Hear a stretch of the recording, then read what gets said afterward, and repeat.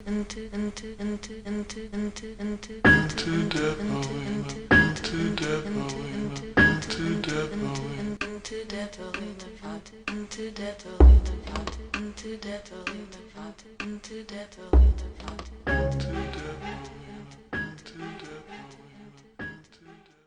1983, une équipe de très pieux scientifiques ont mené une expérience dans une installation secrète. Ces scientifiques ont émis l'hypothèse qu'un humain privé de tous ses sens et de tout moyen de perception et de stimulation serait capable de sentir la présence de Dieu. Ils croyaient que les 5 sens occultaient notre conscience de l'au-delà et que sans eux, un humain pourrait établir un contact avec Dieu par la pensée. Un vieil homme qui affirma ne plus avoir de raison de vivre fut le seul volontaire en tant que sujet. Afin de purger de ses 5 sens, les scientifiques ont exercé sur lui une opération complexe, durant laquelle chaque connexion nerveuse sensorielle au cerveau ont été coupées chirurgicalement. Bien que le sujet gardât toutes ses fonctions musculaires, il ne pouvait plus voir, entendre, goûter, sentir les odeurs et la douleur. Sans aucun moyen de communication et même sans moyen de ressentir le monde, il était seul, avec ses pensées. Les scientifiques l'ont surveillé alors qu'il parlait à voix haute de son état d'esprit, par des phrases mal prononcées qu'il ne pouvait même pas entendre. Après 4 jours, l'homme déclara entendre de petites et intelligibles voix dans sa tête. Supposant qu'il s'agissait d'un début de psychose, les scientifiques ne firent pas attention aux problèmes de l'homme.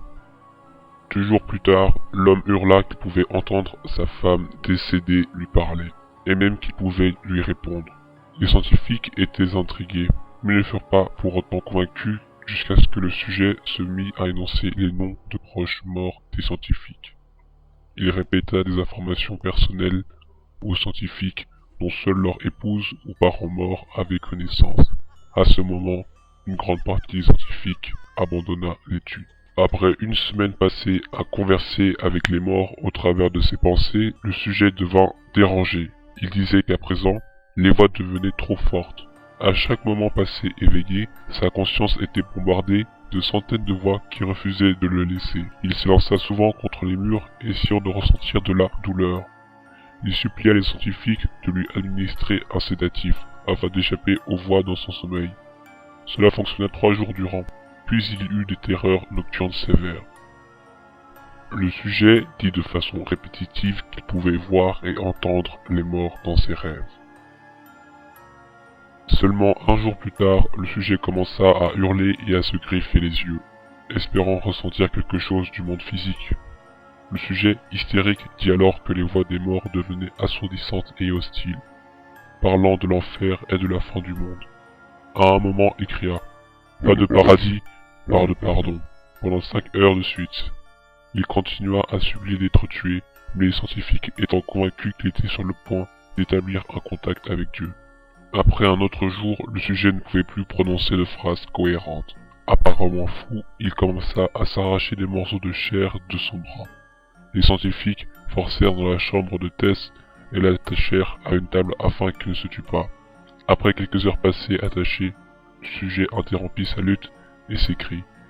Il regarda seulement d'un air vide le plafond pendant que des larmes coulaient silencieusement sur son visage.